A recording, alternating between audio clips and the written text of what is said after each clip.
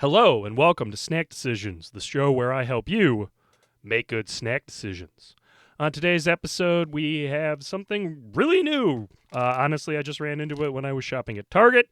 It is the very, very new Selena Gomez Oreo cookies. The actual what they are flavored is on the bottom of the package.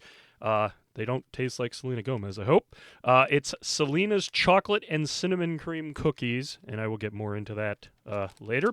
But first, a little bit about the Oreo. It was first developed in 1912 by the National Biscuit Company, which now is known as Nabisco. It was an impersonation or imitation of Sunshine's Hydrox cookie in 1908. Hydrox is still around as far as I know, but it's very limited in terms of distribution. The Oreo kind of crushed it.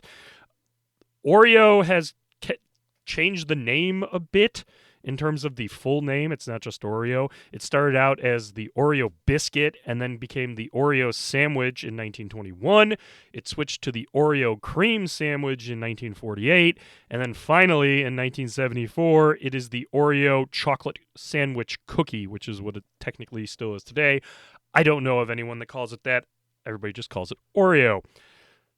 The first variant, since this is a variant, the first variant they did was actually in 1920. It was a lemon cream filled one, and they discontinued it in 1924. So it lasted 4 years. People didn't like the lemon cream apparently. In the early 1990s, they were using lard to make the cookies.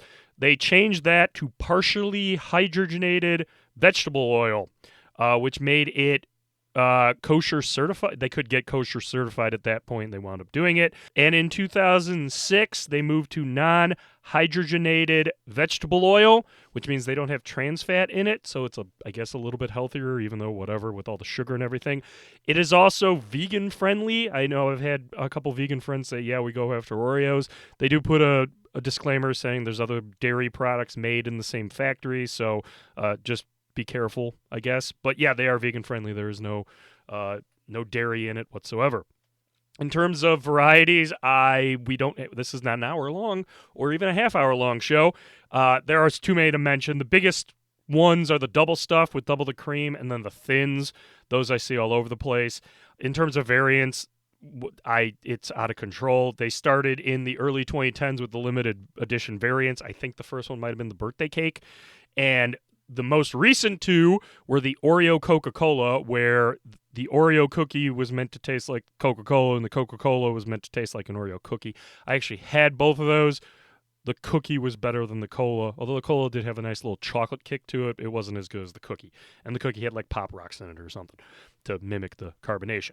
The most recent limited flavor was the Post Malone, which was swirled salted caramel and shortbread flavor cream, along with the top one was the chocolate and the bottom one was the golden vanilla one.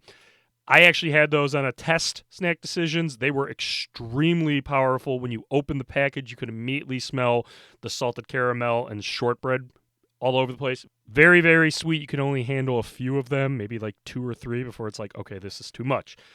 For their second band or musician collaboration this year, maybe that's a thing, the Selena Gomez one, it's a flavorful horchata-inspired sweet snack featuring a layer of chocolate and cinnamon flavor cream atop another layer of sweetened condensed milk flavor cream with cinnamon sugar inclusions. That's a lot. This cookie sounds massive. Doesn't look it, though. They must have really kept it thin. And yes, instead of having the Oreo logo, they have Selena Gomez designs all over the place. I honestly don't know who they're going to do next after Post Malone, Selena Gomez, but I'm thinking for some reason Turnstile seems to be everywhere this year. So yeah, a hardcore Oreo cookie, I guess. Whatever. So yeah, here they are again. The packaging is very nice. It is oh man, it's a reflective purple maybe? I don't know. I'll probably get the color wrong because I'm not very good about it. And let's go to open it.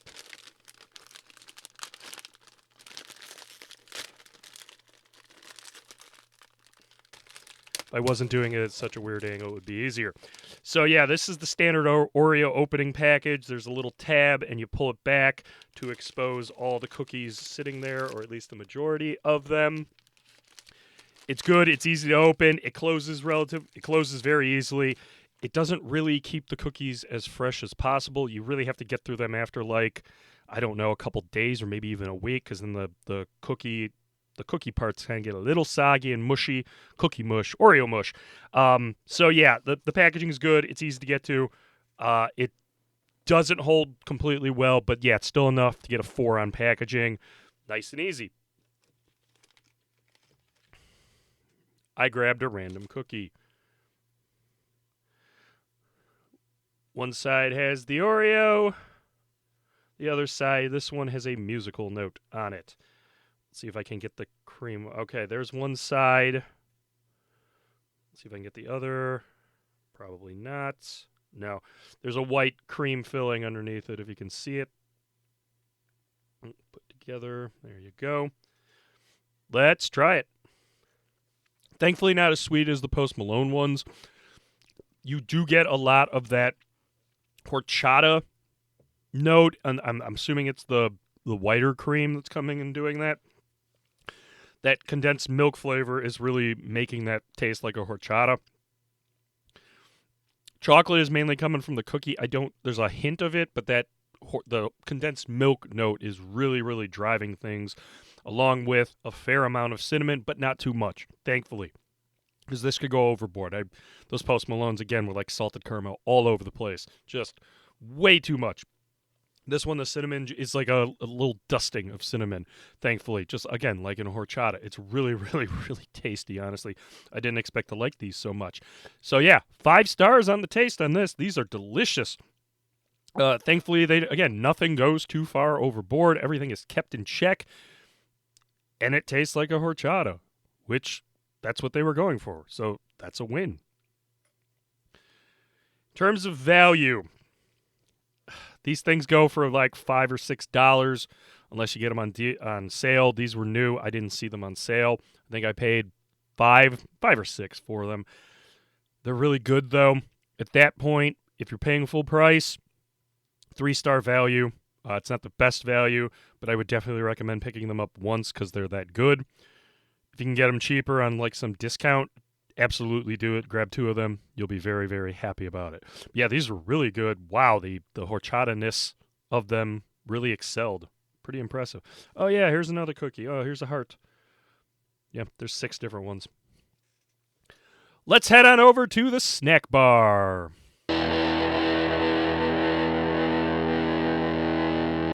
On the snack bar for this episode, we have a Chicago classic, I guess.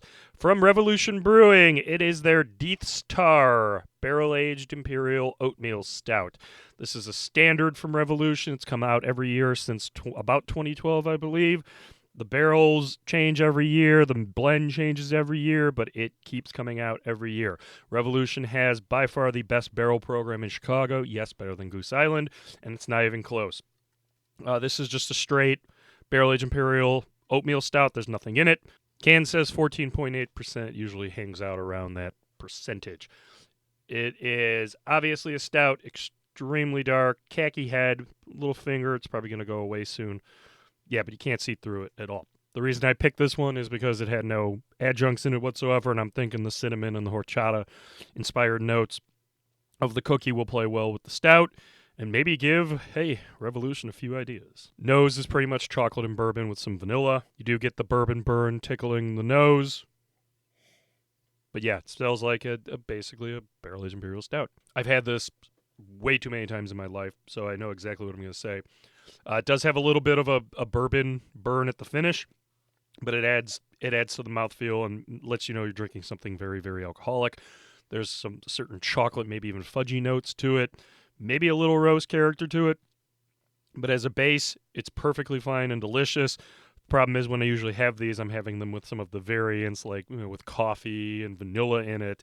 And they do those so well that this one kind of gets lost in the shuffle. This is a quality barrel-aged stout, especially when you can get $25 a 4-pack wherever you go, at least in the city of Chicago. I don't know about other places. 4 stars. Okay, I only a 4 because I know the variants are out there, and those are probably going to reach 5. But yeah, 4 stars on this. Easy, no problems. Let's pair them. This is the first time I'm doing a barrel-aged beer on the show. I can see why I usually don't with some of these snacks I'm doing. It kind of overpowered the cookie when you do it together. That booze is just so big and kind of pushes it down. However, the cookie actually was fighting against it a little bit. It knocked it out, but as soon as the beer moves past the burn stage, you get that cinnamon and that horchata condensed milk flavor coming through big time. While if it held up to the stout itself, it would have been nice, but then I'm thinking the cookie would have been too much. 4-star pairing. It's not the best, but it works. You do get that cinnamon at the finish, and it does pair. It does meld nicely with the barrel-aged stout, the Deth Star, really, really well. Yeah, so all in, pretty solid all over the place. I mean, the value was probably the lowest thing here, but yeah, these were a lot better than the Post Malone ones. I'm kind of looking forward to see what they do next with some of these crazy things. Hey, Oreo, I'm available. I will do a pizza Oreo, pizza flavored cream. Lovely. Will be a savory one. Let's do it. But yeah, hopefully they keep doing this. It seems like 2 already, so maybe 4 of the year. I don't know. Maybe Oreo can let me know who's coming up next on this. But yeah, good all around. Good job, Revolution. Hey, maybe put cinnamon in a beer. Barrel aged. Hey, cinnamon Deth Star. Awesome. If you like what you see, subscribe, like, send me an email, snackdecisions@gmail.com. Let me know what you'd like to see or what you'd like me to do. I'm having fun doing it, so we'll keep going until I don't or I gain too much weight. I don't know. Until then, make good snack decisions.